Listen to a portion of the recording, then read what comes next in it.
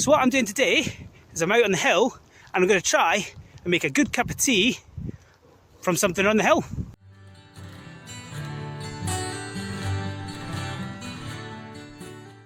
Out on the hill in winter, really thirsty, a little bit cold.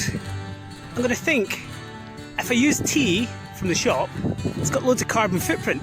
So it's come from a foreign country, so maybe Africa, the Americas. It's travelled really far so I can have a cup of tea.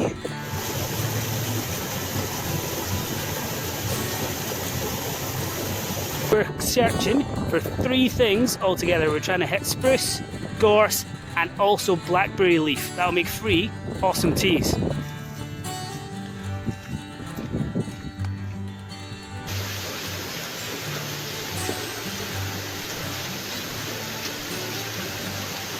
So my tea quest is going quite well. I've managed to find some plants that I know have good tea properties. This is gorse, super spiky, easy to recognise. There's probably a video online, you can check that out. But it's got no flowers on it. What happens is gorse has several different varieties in Britain and they flower at different times. It's an evergreen plant, which means it's always got the green sort of needles or leaves, because they are actually leaves, even though they're super spiky. So what I need to do is look for the cousin of this that has flowers in winter. And just so happens,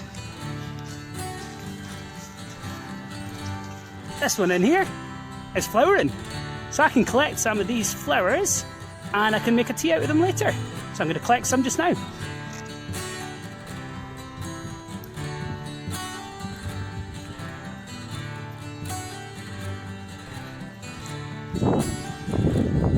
With all foraging, you have to be mindful that we don't take all of the leaves or all of the flowers or all of the plant. So what I'm going to do is I'm just going to take a few off this one, move to another one and then start again. That way there's enough for the birds, animals and also other foragers, so anyone else out trying to make a cup of tea on the hill.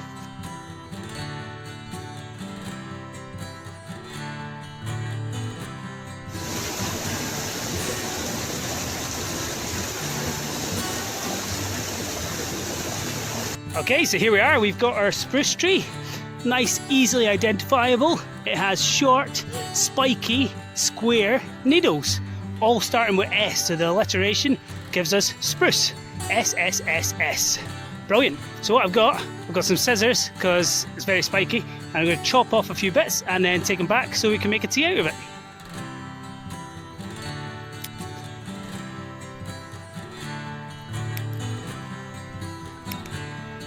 So thinking about everyone else, I think we've got enough spruce that can go around for everybody here. So I'm not scared about taking a little bit extra.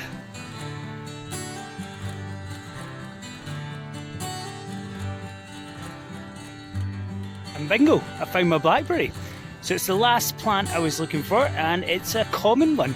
Okay, we normally eat the fruits of it in autumn time, but actually all year round it's abundant with these green leaves.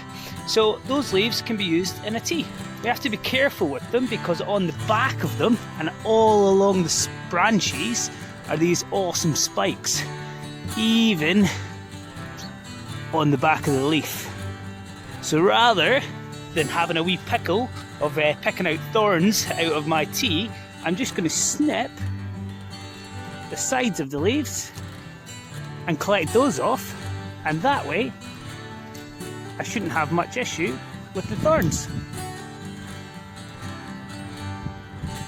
There we go, blackberry leaves. Now to make a tea. So I put equal quantities of each of the different plants into these glasses, which I'll add the hot water to, and we'll have a lovely cup of tea hopefully.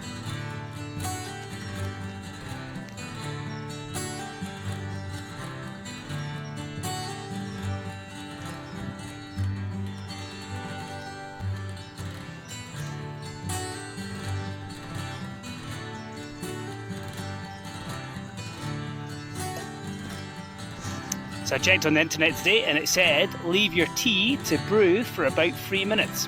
So I'll give you a waterfall to watch for a couple of minutes while it brews.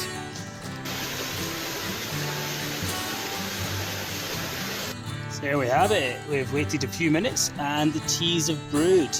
They've gone an amazing colour. So that gorse one in particular has gone a beautiful yellow colour. So here's the taste test. We'll start off with the closest one, so that was the Blackberry. Here we go.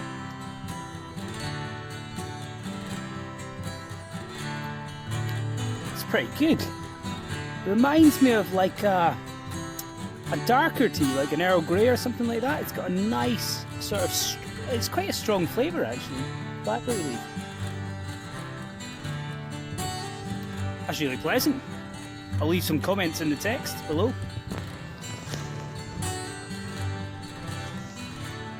Second tea we're going to try. This was the Spruce Needle tea. Couldn't get all the spruce needles out, but we'll try this one.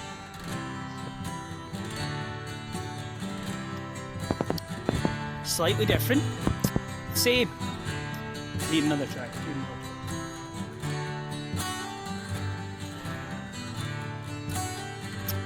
It's got a little bit of zing to it, so it's a little bit fruity. It's got like a little bit of lemon, or sort of, yeah, I'd say sort of lemony on the palate. It's really quite, but that's nice.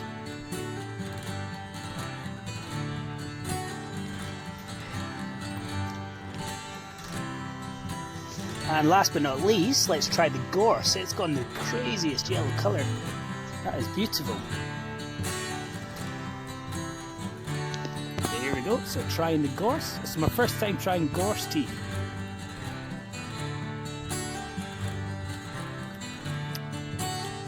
Takes on a bit of the character from the flowers, so a little bit of the coconutty smell. Smells delicious, smells really nice.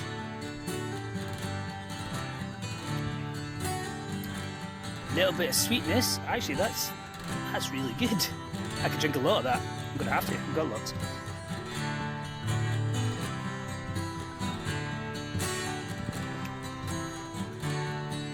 Excellent. So I've obviously not tried them with milk, but if I was going to rate the teas, I'd say they're all good. None of them taste exactly like our traditional English tea, so I don't think there's ever going to be a substitute. So if you like tea, I'm afraid we're just going to have to keep putting on those carbon miles onto our journey of our food.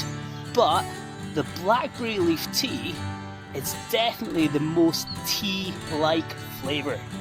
So out of these three, my favourite was the Gorse. The most different tea was probably the Spruce, and the most tea-like one was the blackberry leaf tea. Anyway, cheers.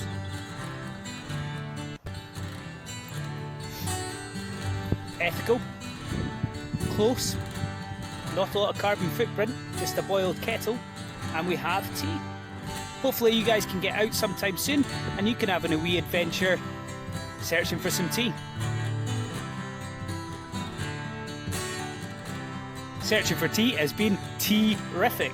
Join me next time and we'll do another Blairvadach bite. Thanks very much.